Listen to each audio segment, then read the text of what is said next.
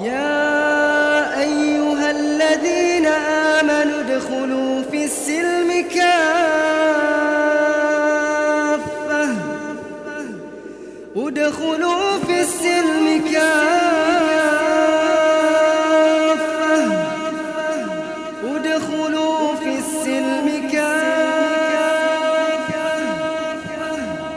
Inilah Buletin Dakwah Kafah edisi 228. 18 Jumadil Akhir 1443 Hijriah atau 21 Januari 222 Masehi. Hukum untuk semua.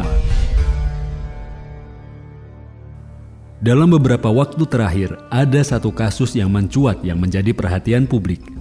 Aktivis 98 Ubaidillah Badrun melaporkan dua anak Presiden Jokowi, Gibran Rakabuming dan Kaisang Pangarep ke Komisi Pemberantasan Korupsi atau KPK pada Senin 10 Januari 2022. Laporan itu perihal dugaan tindak pidana korupsi dan pencucian uang lewat bisnis kedua anak Jokowi yang mempunyai relasi dengan perusahaan pembakar hutan. Buntut dari laporan itu, Ketua Umum Relawan Jokowi Mania, Immanuel Ebenezer, melaporkan Ubaidillah Badrun ke Polda Metro Jaya karena dianggap menyampaikan laporan palsu. Setelah pelaporan itu, Ubaidillah Badrun diberitakan mengalami teror setidaknya dalam 3 bentuk. Ancaman di medsos, telepon pada malam hari dari orang tidak dikenal, dan rumahnya diamati oleh 2 orang. Sekarang bolanya tentu ada di pihak aparat penegak hukum, baik KPK maupun kepolisian. Banyak yang berharap semua kasus hukum apapun kasusnya dan melibatkan siapapun bisa ditangani secara adil dan profesional demi menegakkan hukum, mewujudkan keadilan dan memenuhi rasa keadilan di masyarakat. Harus adil. Islam mensyariatkan agar penegakan hukum harus dilakukan secara adil. Penegakan hukum tidak boleh dipengaruhi oleh rasa suka dan tidak suka, kawan atau lawan, dekat atau jauh. Janganlah sekali-kali kebencian kalian terhadap suatu kaum mendorong kalian untuk berlaku tidak adil. Berlaku adillah, karena adil itu lebih dekat pada ketakwaan. Terjemah Quran Surat Al-Maidah ayat 8. Imam At-Tabari menjelaskan ayat di atas bahwa Allah Subhanahu wa Ta'ala berfirman, "Janganlah permusuhan kalian terhadap suatu kaum mendorong kalian untuk tidak berlaku adil dalam menghukumi mereka dan memperlakukan mereka, sehingga kalian berlaku zalim terhadap mereka, karena adanya permusuhan antara kalian dan mereka." Begitu pula, penegakan hukum tidak boleh dipengaruhi oleh rasa kasihan, yakni rasa kasihan yang menyebabkan tidak menjalankan hukum terhadap pelaku kriminal. Allah Subhanahu wa Ta'ala berfirman, "Janganlah rasa kasihan kepada keduanya, yaitu pelaku zina, mencegah kalian untuk menjalankan agama Allah." Terjemah Quran Surat An-Nur ayat 2. Harus berlaku untuk semua. Islam mensyariatkan bahwa hukum itu harus berlaku untuk semua dan diberlakukan untuk semua. Tidak boleh ada privilege dalam penegakan hukum sehingga seolah ada orang atau kelompok orang yang tidak tersentuh hukum. Rasulullah SAW bersabda, "Tegakkanlah hukum Allah atas orang dekat ataupun yang jauh. Janganlah celaan orang yang suka mencela menghalangi kalian untuk menegakkan hukum Allah." Hadis riwayat Ibnu Majah, Al-Hakim, dan Al-Baihaqi.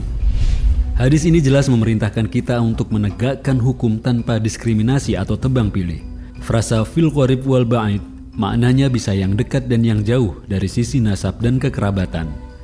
Bisa juga bermakna yang kuat dan yang lemah, atau yang bangsawan atau pejabat atau tokoh dan rakyat biasa.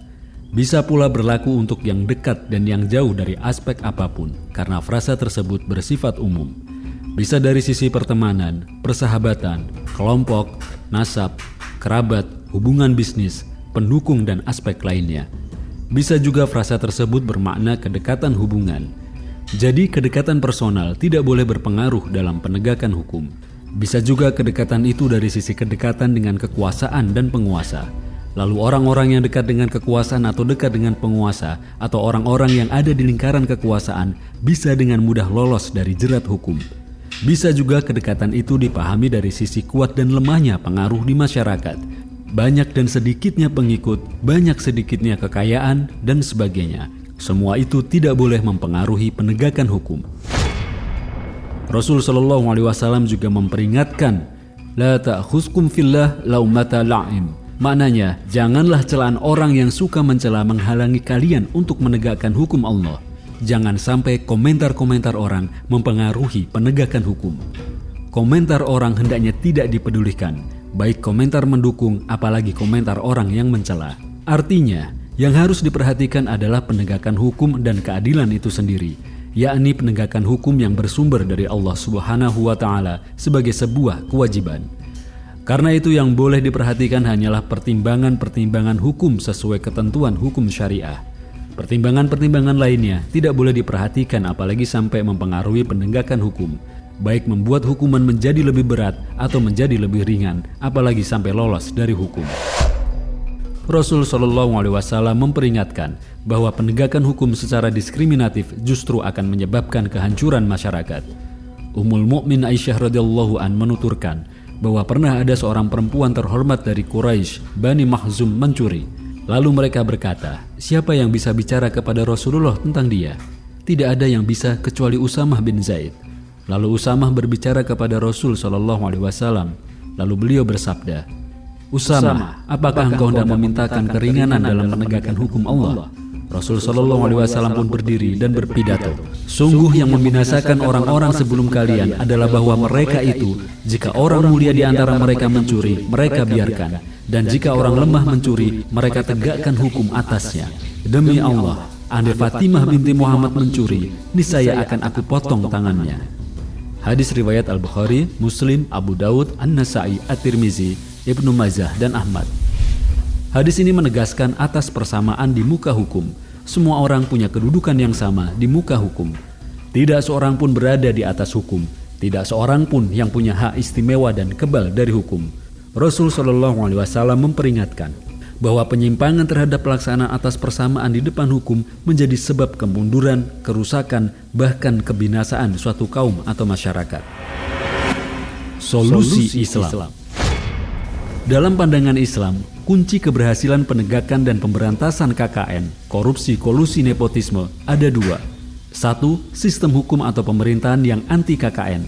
2. Pejabat dan aparatur pelaksanaan serta penegak hukum yang jujur, bersih, tegas, dan konsisten. Sistem hukum atau pemerintahan yang anti KKN tidak lain adalah sistem hukum atau pemerintahan Islam. Dalam sistem hukum atau pemerintahan Islam tidak akan ada politik biaya tinggi. Celah bagi KKN dalam pemilihan penguasa dan pejabat dan setelahnya akan tertutup sama sekali. Tidak seperti sistem hukum atau pemerintahan seperti sekarang ini. Secara praktis, pencegahan dan pemberantasan korupsi dilakukan melalui: pertama, penanaman iman dan takwa, khususnya kepada pejabat dan pegawai. Aspek ketakwaan menjadi standar utama dalam pemilihan pejabat, bukan kedekatan dan balas jasa politik. Ketakwaan itu akan mencegah pejabat dan pegawai melakukan kejahatan korupsi. Kedua, sistem penggajian dan kompensasi yang layak sehingga tidak ada alasan bagi siapapun untuk berlaku korup. Ketiga, ketentuan serta batasan yang sederhana dan jelas tentang harta ghulul atau haram serta penerapan pembuktian terbalik. Ini disertai dengan pencatatan harta pejabat dan aparatur serta audit secara berkala. Jika mencurigakan, yang bersangkutan harus membuktikan hartanya diperoleh secara benar dan legal. Jika tidak, maka jumlah yang tidak wajar itu disita untuk negara, baik sebagian atau seluruhnya. Keempat, hukuman yang bisa memberikan efek jera dalam bentuk sanksi takzir. Hukuman itu bisa berupa tashhir atau pewartaan atau ekspos, denda, penjara, bahkan bisa sampai hukuman mati sesuai dengan tingkat dan dampak korupsinya. Sanksi penyitaan harta ghulul juga bisa ditambah dengan denda. Gabungan keduanya ini sekarang dikenal dengan pemiskinan terhadap para koruptor. Pelaksanaannya dilakukan oleh pemimpin yang tegas dan konsisten. Hal itu seperti dicontohkan oleh Khalifah Umar bin Khattab radhiyallahu an. Jika Umar radhiyallahu an mendapati kekayaan seorang wali atau amil atau kepala daerah bertambah secara tidak wajar, beliau meminta pejabat tersebut menjelaskan asal-usul harta tambahan yang tak wajar tersebut. Jika penjelasannya tidak memuaskan, kelebihannya disita atau dibagi dua. Separuhnya diserahkan ke Baitul Mal. Hal ini pernah beliau lakukan kepada Abu Hurairah, Utbah bin Abu Sufyan, juga Amr bin As. Ketegasan itu tetap dilakukan terhadap kerabat dan keluarga sendiri. Ketika melihat unta milik Abdullah bin Umar paling gemuk di antara unta yang digembalakan di padang gembalaan umum, beliau menyuruh Abdullah bin Umar menjual unta itu. Lalu kelebihan dari modalnya dimasukkan ke kas negara. Khalifah Umar menilai unta itu paling gemuk karena mendapat rumput terbaik, mengingat Abdullah bin Umar adalah putra khalifah. Khotimah. Fakta pencegahan dan pemberantasan KKN hari ini serasa makin mundur. Tentu akan berbeda jika sistem hukum atau pemerintahan Islam dan syariahnya diterapkan. Islam dan syariahnya yang diterapkan oleh penguasa dan aparatur yang bertakwa akan dapat secara tuntas mencegah dan memberantas KKN. Semua itu menegaskan penting dan mendesaknya penerapan syariah Islam secara kafah di tengah-tengah kita. Wallahu a'lam bishawab. Al-Ahkam.